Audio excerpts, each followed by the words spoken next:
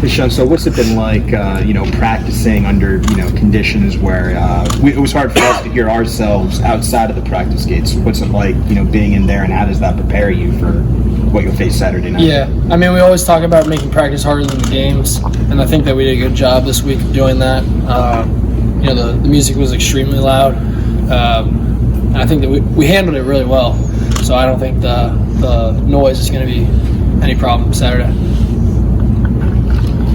Is that the only question? All right. You've seen three versions of Penn State football.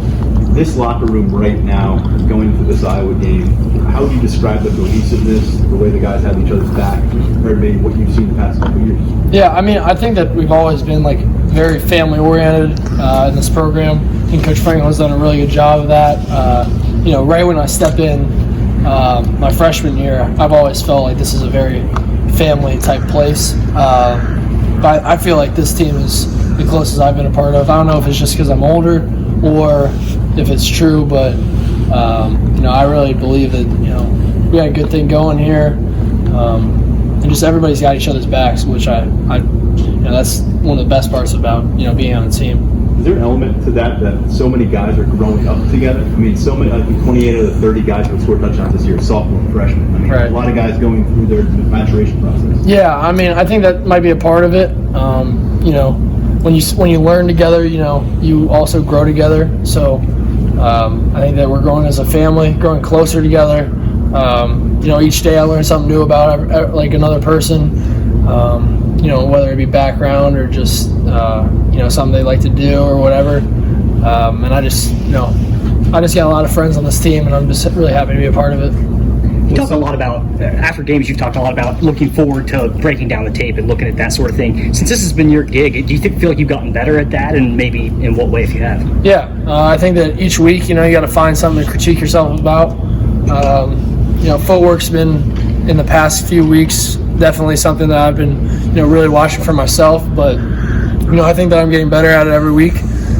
Keeping sound footwork throughout the pocket. I thought that, there was a couple times where I got a little happy feet again this last game. But overall, I think that I'm, making significantly better strides in that. And that just comes with even more time. So I'm just, excited for another opportunity this Saturday. Can you explain why footwork is so important for people who may not focus in on the little details of the game? Yeah, I mean, footwork's important just because it's not as much, getting in the right spot, which it is. You have to get your feet aligned to certain areas, but it also helps with a lot of timing because a lot of our routes are based off of, how many steps is this wide receiver going to take. So that means I have to time myself up so that way the ball is out on his break. That's what it has to do with footwork, especially deeper throws. The deeper the throw, your footwork has to be more crisp. And then also, once you step inside the red zone, that's where your footwork's got to be the best because, the windows are even tighter once you get down there because the field's, not as far. So, yeah. So let's say you identify the problem with footwork. How do you go about, changing that? Is it just you go out on the practice field? Is it just repetition? Is it more than that? How does that work? It's just repetition. Yeah. You play football long enough that all you need to do is really just rep it, 5-10 times, at least for myself. And I start to, get back into the flow of whatever I want to change. So I think that, I've done a good job of identifying the toughest footwork in the game. That's what I have it as. Whatever I think that might cause me trouble in a game, I rep that an extra, 10, 20 times after each practice. Just make sure that I'm crisp, and I think that it'll show up better on Saturdays. How do you think you've handled the RPO part of it? How do you think you've kind of handled that and all the challenges that it can present to some guys in making that correct read right away? Yeah, I mean, I think that, the RPO didn't just come to me this year. I think that it's been a process. It's been all 3 years that I've been here. Coming from a high school that did a little bit of everything. I was under center for a couple years, and I was in the shotgun. I did some RPO. I think that helped me, but college and RPO in college is a completely different story. But I think that I've done a good job of developing each and every day because it's not just a skill you're just gonna pick up. You gotta craft it, and So I think it's a longer process than just normal. How long have you been thinking about stuff like that as far as footwork and developing good habits and stuff like that? How far back would you say that you started becoming aware of that as a quarterback? Ever since my dad, just from watching football like my whole life, I've always noticed that quarterbacks have to be detail oriented. I think that that's one of the things that comes with playing this position, and the more detailed you are, whether that be in your film study, whether that be in your footwork, whether that be outside in the classroom, the more detailed you are, the better lifestyle you're going to live as a quarterback. Because it's not a normal position. You can't just step in and be a quarterback. I'm not saying that you can do that with any position, but quarterback specifically, I think that you got to be a different type of person. How close are you with Jevin Stone, and has he ever told you any of his stories about when he was in with the NFL Europe club, or when he was following Peyton Manning around? Yeah, Jeff is definitely someone I'm close to. He takes care of tape, so, and I'm, as I've said, I'm a pretty big film junkie, so, he's always there to, add things, find some new clips, put together cut-ups. Like for example, the bye week, I was in his ear a lot, just getting a bunch of different things together for me.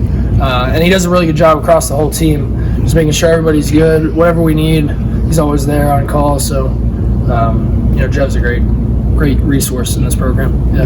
When you watch the Iowa defense play the Michigan offense on tape, how valuable is that? Because there's obviously some comparisons between the two offenses. Yeah, I think that, obviously, it's obvious that Coach Gaddis is over there. He came from Penn State. So I think that, that offense is similar in ways.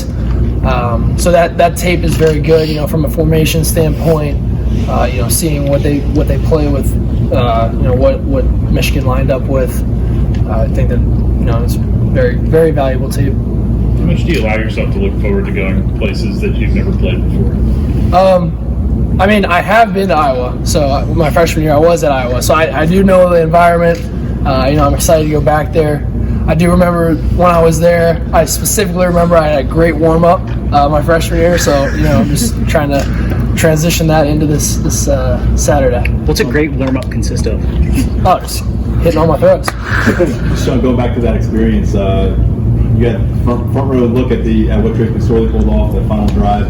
What did you take away from that experience, seeing Penn State put together that I think was a minute and 40 or so to go and driving down the field? Yeah, that's just the competitor that he was and still is. He wasn't going to lose that game, and I don't think that team wasn't either. Obviously, we don't want to keep it close like that, but we've prepared really well this week. I think that this has been the best week of preparation that we've had this season, at least from an offense perspective, and I'm just excited for the opportunity.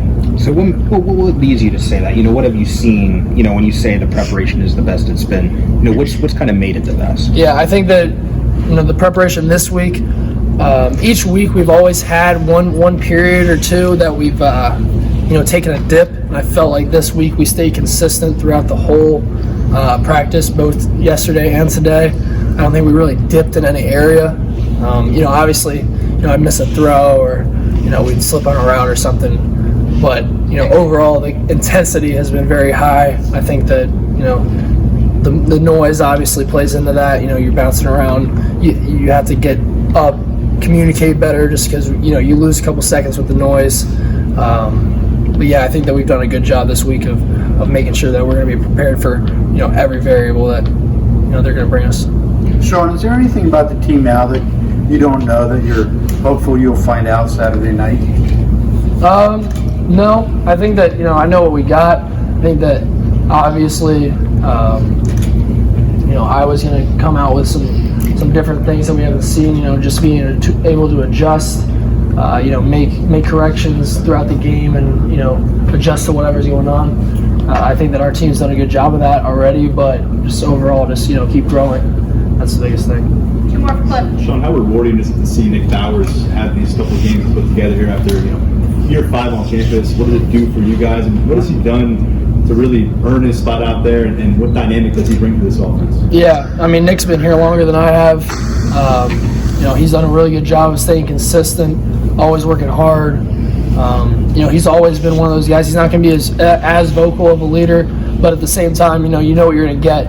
You know, he's a very hard worker. You know, a good friend of mine. I'm just, you know, glad that it's all working out. You know, he's starting to, you know, really produce, and you know, we just got to keep feeding him the ball. Gonna watch HBO tonight?